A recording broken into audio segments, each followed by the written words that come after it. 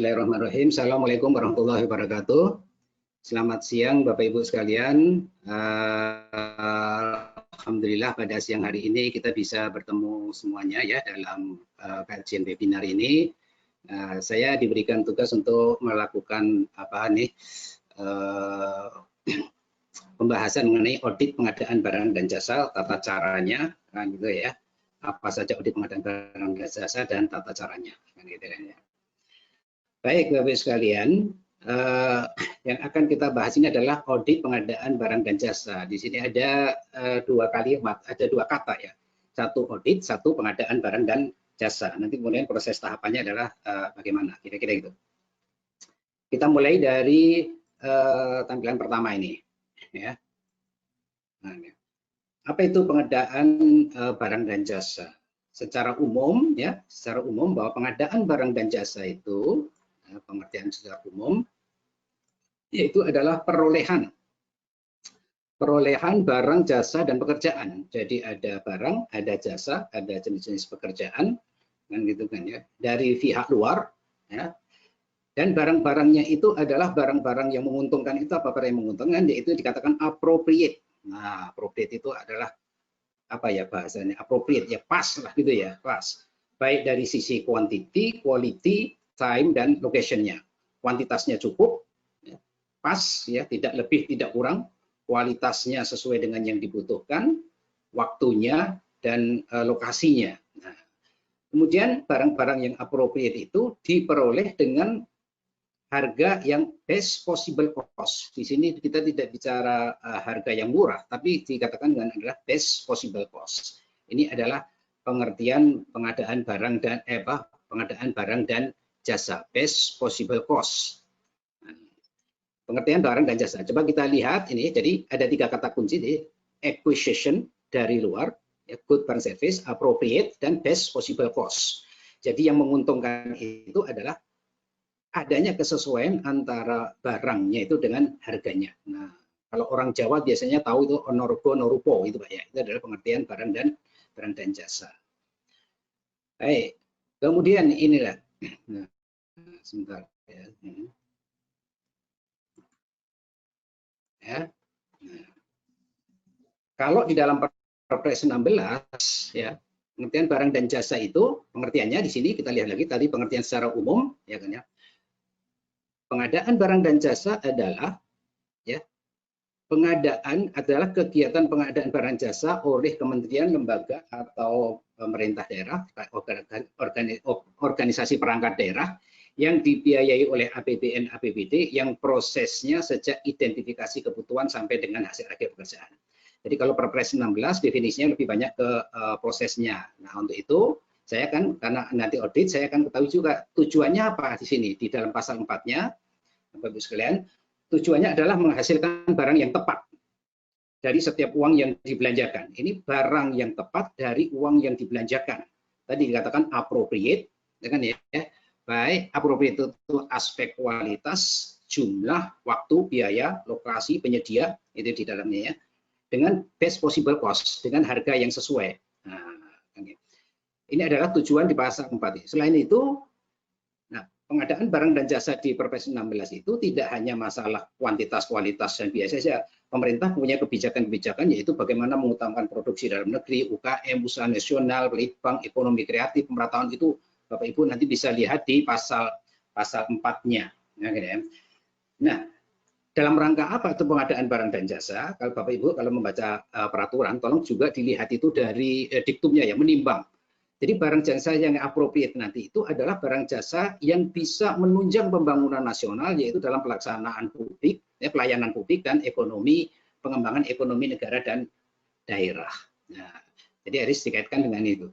Jadi bukan hanya sekedar membeli barang saja, tapi barang itu harus dimanfaatkan dalam rangka menunjang tugas pokok fungsi pemerintah, pelayanan publik dan pengembangan ekonomi. Baik. Inilah yang dikatakan tadi tujuan ini adalah dikatakan value for money, value for money. Kita lihat dari pengertian sampai ke tujuannya tadi pasal 1 pengertiannya. Kegiatan pengadaan barang dan jasa mulai dari perencanaan, persiapan, pelaksanaan, serah terima, dan setelah serah terima itu barang itu digunakan untuk pelayanan publik, itulah yang dikatakan adalah value for money.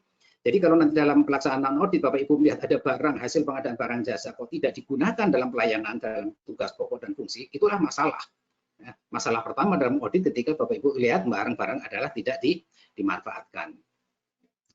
Baik, itu.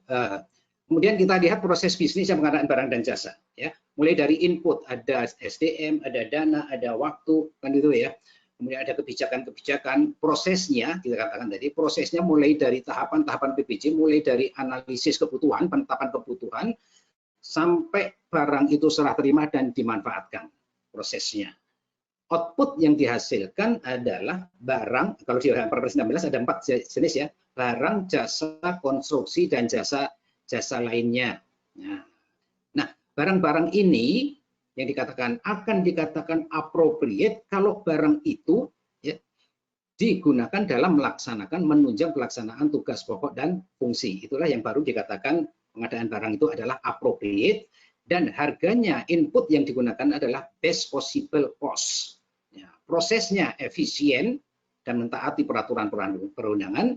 Outputnya adalah tadi ya, favorable, appropriate, quantity, quality, time, and location. Nah, kalau di dalam pemerintah di Perpres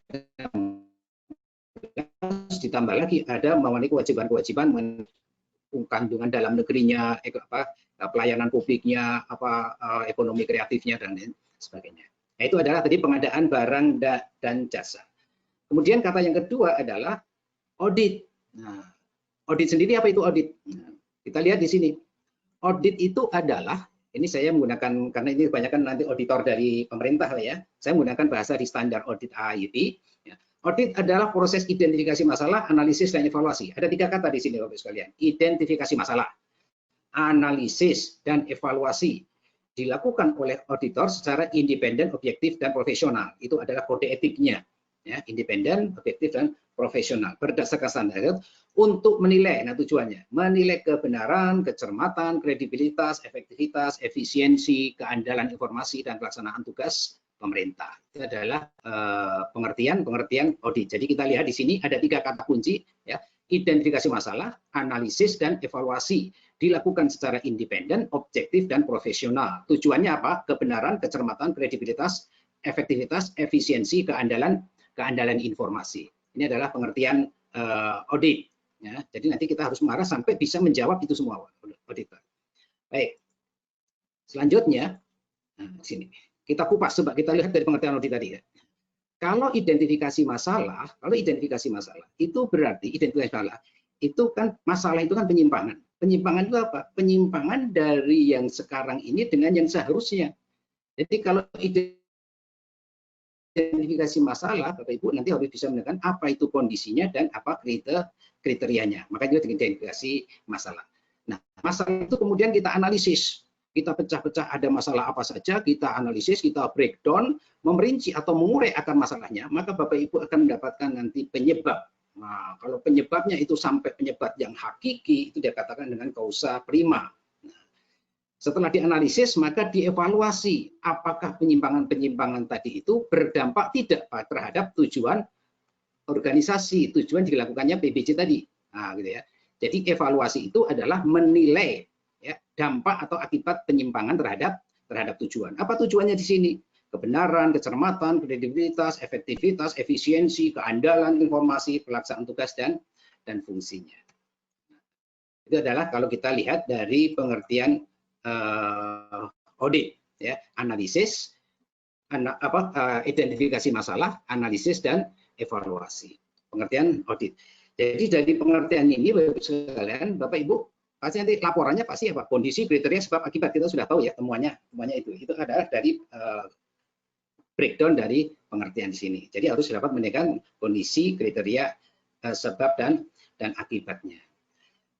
Kemudian bagaimana audit itu dilakukan? Inilah skema yang saya buat secara ringkas, Bapak sekalian. Ini kalau dipelajari panjang sekali, ini berapa semester barangkali ini ya. Kemudian ini saya proses auditnya aja. Audit itu dimulai dari penetapan tujuan dan ruang lingkupnya. Nah, tujuan dan ruang lingkup itu adalah pertama kali Bapak Ibu ketika mendapatkan surat tugas, tolong dilihat ini surat tugasnya itu tujuannya apa, ruang lingkup yang diaudit adalah apa, itu adalah audit. Perbedaan tujuan dan audit ruang lingkup setiap audit itu nanti akan menentukan jenis audit yang berbeda. Jadi jenis-jenis audit yang berbeda itu karena tujuan dan ruang lingkupnya juga berbeda. Ini Bapak sekalian. Nah, kemudian untuk mencapai tujuan dan ruang lingkup audit itu, metodologi apa yang digunakan? Ada bermacam-macam metodologi. Saya singkat sekarang aja, singkat aja secara singkat. Ada dimulai dari control based audit, ada process based audit, ada risk based audit. Nah, bahkan nanti berkembang lagi menjadi manajemen risk based audit. Setelah metodologi audit, baru nanti ada tahapan-tahapan audit. Sebagaimana kita ketahui, tahapan itu dimulai dari perencanaan, pelaksanaan, pelaporan. Dari tahapan itu, dari masing-masing tahapan itu, maka ada prosedur audit.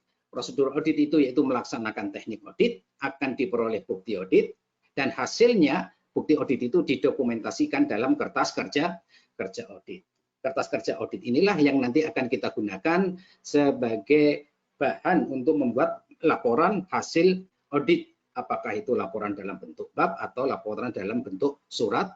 Dan bagi auditi itu dilakukan dalam rangka untuk melakukan tindak lanjut hasil pemeriksaan. Itu sekalian adalah proses audit. Kita kupas satu-satu dulu Bapak Ibu sekalian. Nah, dari jenis audit.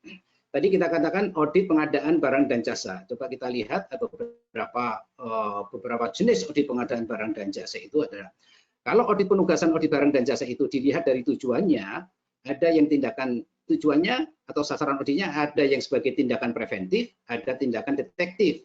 Kalau untuk pencegahan itu ada Bapak Ibu nanti kenal namanya probity audit, ada pre-award audit. Ya.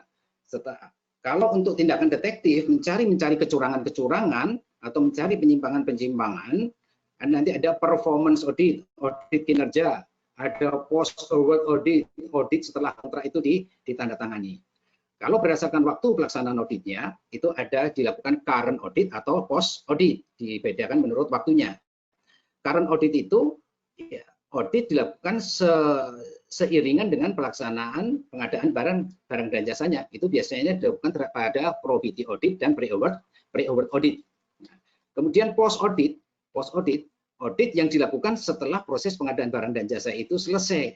Itu biasanya adalah performance audit atau audit kinerja yang biasa kita laksanakan, dan adalah yang kedua adalah post award audit.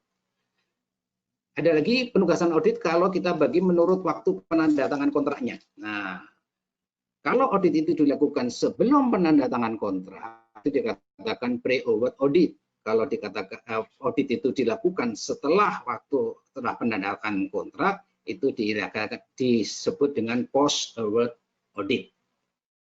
Baik, itu ya sekalian mengenai jenis-jenis audit. Jadi masing-masing jenis audit itu, apa yang membedakan jenis audit itu adalah tujuan dan ruang lingkupnya. Tujuan dan ruang lingkupnya.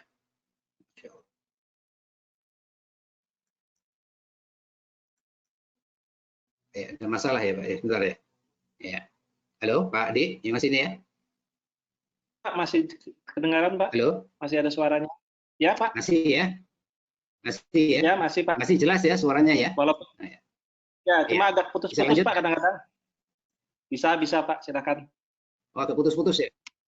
Ya, lanjut ya. Ya agak putus-putus Pak. Masih bisa kedengeran ya? Ya. Masih kedengaran. Coba kita lihat sekarang masing-masing. Oh ya, kedengaran ya. Nah, probity audit. Apa itu probity audit? Pada intinya adalah tujuannya probity audit itu adalah sekalian ya. Kegiatan penilaian independen untuk memastikan proses pengadaan barang dan jasa dilakukan sesuai dengan prinsip penegakan integritas. Jadi probity audit itu intinya adalah audit kejujuran. Betul nggak sih pengadaan barang jasa dilakukan sejujurnya, kan gitu ya? Apakah betul barangnya itu dibutuhkan? Apakah betul barang itu sudah dilakukan dengan kualitasnya sudah benar? Proses pengadaannya sudah benar? Proses penyusunan harga HPS-nya sudah benar? Jadi lebih ke inti audit kejujuran. Intinya gitu aja Pak ya. Ini pengertiannya banyak. Ada audit kejujuran. Dan apalagi yang terkait dengan probity audit, lebih banyak ke audit kejujuran. Nah, saya lihat lagi. Kemudian ada lagi pre-award audit. Nah, ada pre-award audit. Audit yang dilakukan, jadi sebelum kontrak itu ditandatangani, audit yang dilakukan untuk memberikan keyakinan memadai bahwa calon penyedia, jadi sebelum kontrak ditandatangani itu, penyedia yang sudah dinyatakan sebagai pemenang tadi itu betul-betul telah memiliki kelayakan kemampuan kerja dan keuangan dalam melaksanakan kontrak, serta harga yang ditawarkan itu adalah wajar. Jadi kalau di pre-award audit, Bapak Ibu sekalian, sasarannya 3 di sini, ya, bahwa calon penyedia itu mempunyai kemampuan kerja, memiliki kemampuan keuangan, dan harga yang ditawarkan adalah wajar. Itu adalah pre-award audit. Kemudian ada audit atas pelaksanaan kontrak. Audit atas paket pekerjaan setelah kontrak ditandatangani dilaksanakan. Nah, itu kontrak mulai dilakukan audit. Mulai dari paket pekerjaan kontrak, ya, dari penyerahan lokasi kerja sampai dengan penyerahan akhir pekerjaan, final handover, FAO-nya. Termasuk jika terjadi perubahan pekerjaan CCO, perubahan jangka waktu pelaksanaan, ada addendum, penyesuaian harga, nanti ada audit eskalasi, klaim, dan lain sebagainya, penyesuaian harga di tahun jamak. Nah, kalau nanti ada keadaan mungkin ini COVID ini ya, ada keadaan luar biasa, ya, force majeure, atau ada pemutusan kontrak. Ini adalah kontrak. Termasuk nanti bagaimana pelaksanaan kontrak sampai ke pembayaran. Bisa aja sebelum pembayaran nanti dilakukan audit pelaksanaan kontrak dulu. Ada beberapa ini, ada yang pembayaran termin dilakukan sebelum termin dibayar maka diaudit dulu. Itu ada masing-masing jenis audit. Kemudian yang umum nanti akan kita bahas, lebih banyak kita bahas di sini karena banyak jenis auditnya, tidak mungkin semua kita bahas nanti di sini, kan gitu ya, tahapannya adalah audit kinerja. Apa itu audit kinerja? Audit kinerja adalah sebenarnya audit atas pelaksanaan pengadaan barang jasa dalam menilai 3E dan ketaatan. Tujuannya nanti setelah menilai 3E dan ketaatan ini, nanti kami akan memberikan rekomendasi perbaikan. Nah, rekomendasi perbaikan baik yang meliputi aspek efisiensi, efektivitas, ekonomis maupun terhadap peraturan perundangan. Bapak Ibu lihat di sini kita harus mengetahui proses bisnisnya di sini mulai dari input, proses, output, dan outcome. Ya. Kalau outcome-nya tadi itu melanjang pelaksanaan tugas pokok dan fungsi appropriate, berarti itu kita adalah efektivitas. Jadi kalau nanti ada hasil pengadaan barang dan jasa kok tidak dipakai, berarti itu masalah efektivitas, temuan efektivitas. Tapi kalau outputnya ini adalah apa tadi? Efisiensi itu antara input dan outputnya ini ya tidak sesuai. Nah, outputnya itu harus barang, jasa, dan konsumsi, kan gitu kan ya. Proses tahapannya itu, nah, itu adalah masalah efisiensi. Harganya itu adalah masalah ekonomis. Itu adalah pengadaan barang jasa, audit kinerja pengadaan barang jasa. Baik, itu ada satu lagi audit lagi. Nah, ini adalah jadi ada beberapa jenis audit. Sebenarnya sama tadi. Audit itu tadi apa intinya? Identifikasi masalah, analisis, dan kemudian evaluasi terhadap dampaknya. Nah, masing-masing penugasan audit tadi itu, ya, ketika tujuannya berbeda, ketika ruang lingkupnya berbeda, maka metodologi audit yang dipakai juga kan berbeda-beda. Nah, kalau audit itu hanya ketaatan saja, maka biasanya digunakan dengan namanya pendekatannya adalah control based audit. Nah, control based audit itu audit kepatuhan, Pak, biasanya Pak, audit kepatuhan. Kemudian audit yang untuk melaksanakan prosesnya bagaimana pelaksanaannya, itu ada proses based audit. Ini dulu kita lebih kalau di pemerintahan dulu namanya adalah manajemen audit, nah, gitu ya. Jadi proses lebih banyak ke prosesnya. Nah, yang sekarang dikembangkan itu adalah risk based audit. Apa risk based audit itu? Ya. Jadi menyatakan bahwa risk based audit itu dilaksanakan untuk menilai penyimpangan analisis masalah tadi itu, ya, apakah efektivitas dan pengendalian mitigasi risikonya itu sudah tepat atau belum. Nah, ini adalah risk based audit. Pendekatan kalau auditinya atau tujuan yang sasaran auditnya tadi itu sudah menerapkan manajemen risiko, ya, manajemen risiko, maka auditnya nanti saya menggunakan pendekatan risk management based audit. Jadi pendekatan ini sebenarnya tadi intinya itu adalah untuk mengidentifikasi masalahnya itu di mana sih. Nah, kira-kira gitu Bapak Ibu sekalian ya. Nah, kalau audit ketaatan ya kontrol aja, misalnya gini Pak, ada penyimpangan lalu lintas, contoh gitu ya. Ada jalan A, ada jalan B. Kalau jalan A itu dijaga polisi, jalan B tidak dijaga polisi, di mana penyimpangan terjadinya? Penyimpangan terjadi ketika kontrolnya tidak memadai. Itu adalah control base. Nah, kalau proses base, di mana masalah itu akan terjadi? Kalau proses yang dilakukan itu tidak sesuai dengan SOP-nya. Ini adalah proses base. Apakah nanti di input, proses, output-nya, kan gitu kan ya. Kalau risk based audit itu penyimpangannya adalah ketika mitigasi atau pengendalian mitigasi risiko tadi yang sudah dilakukan itu tidak bisa menutup risiko yang muncul. Nah, itu letaknya penyimpangan di situ. Nah, kalau sudah risk management audit, risk management based audit, maka auditnya itu penyimpangan-penyimpangan atau permasalahan-permasalahan yang terjadi itu ketika manajemen risikonya ya, atau di pemerintah Bapak Ibu nanti di SPIP ketahuan ya, namanya rencana tindak pengendaliannya, proses manajemen risikonya itu tidak dilaksanakan. Nah, itu adalah pendekatan-pendekatan. Jadi pendekatan audit itu pada dasarnya adalah untuk mengetahui adanya penyimpangan itu adanya di mana dalam identifikasi masalah.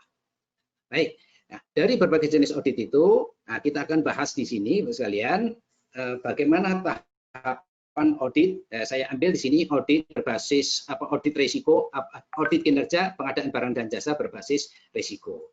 Tadi sudah kita mulai, nanti kita bahas sedikit ini secara singkat karena memang waktunya aja ya. Tahapan audit kinerja pengadaan barang dan jasa berbasis risiko, mulai dari perencanaan, pelaksanaan, dan pelaporan. Pertama kali perencanaan, tujuan dan ruang lingkup penugasan. Tujuannya apa? Kalau tujuannya pencegahan ya pakai probity audit, kan ya. Kalau gini ya. Kalau tujuannya menilai 3E ya pakai performance audit. Nah, kalau tujuannya untuk meyakinkan bahwa rekanannya sesuai dengan ini ya kita lakukan dengan apa? Dengan tadi pre-award audit. Setelah penyamaan tujuan ini, maka kita lakukan namanya pemahaman ODP. Pemahaman ODP di sini, pemahaman ODP. Kita memahami proses bisnis, aktivitas pengadaan barang dan jasa. Nah, kemudian setelah kita ketahui ini dalam pemahaman audit itu, kita akan mulai melakukan identifikasi dan penilaian risiko. Setelah penilaian identifikasi risiko, apakah risiko-risiko itu sudah dikendalikan? Ya. Adakah pengendalian kunci? Kita lakukan pengendalian kunci. Mitigasi risikonya apa? Kemudian kita evaluasi apakah pengendalian kunci tadi, ya, mitigasi risiko yang telah diterapkan tadi itu, kita evaluasi efektif tidak? Nah, jangan-jangan sudah ada pengendaliannya tapi juga belum efektif. Nah, untuk itu kita melakukan penyusunan perencanaan pengujian. Menguji apa? Menguji bahwa pengendaliannya atau mitigasinya risiko sudah efektif. Setelah itu dalam perencanaan, sebagaimana Bapak Ibu sekalian di profesi di standar itu menyusun program kerja audit. Dan nanti akan mengalokasikan sumber daya penugasan. Siapa auditornya, berapa waktunya, kalau dibutuhkan tenaga ahli, silahkan, nanti pembiayaannya bagaimana, itu adalah alokasi sumber daya penugasan audit. Nah, kemudian setelah perencanaan selesai, maka dari pelaksanaan. Biasa, Bapak Ibu sekalian, pelaksanaannya adalah pengumpulan bukti, evaluasi, dan nanti menulis temuan, dan pelaporan. Ini sudah kita maklumi bersama ya. Nah, yang menjadi perhatian kita ini Bapak sekalian, ketika audit itu terus terang saja, hampir dapat dikatakan setiap penugasan itu kita lemah di perencanaan. Ya. Kalau pelaksanaan kita biasanya sudah terbiasa pelaksanaan itu kita sudah nyari bukti, nyari penyimpangan itu udah ahli ya, para auditor itu udah ahli. Tapi mohon maaf ketika di perencanaan ini adalah sangat kurang sekali perencanaan. Maka kita menggunakan perencanaan lebih penekanan pada perencanaan dalam tahapan risikonya.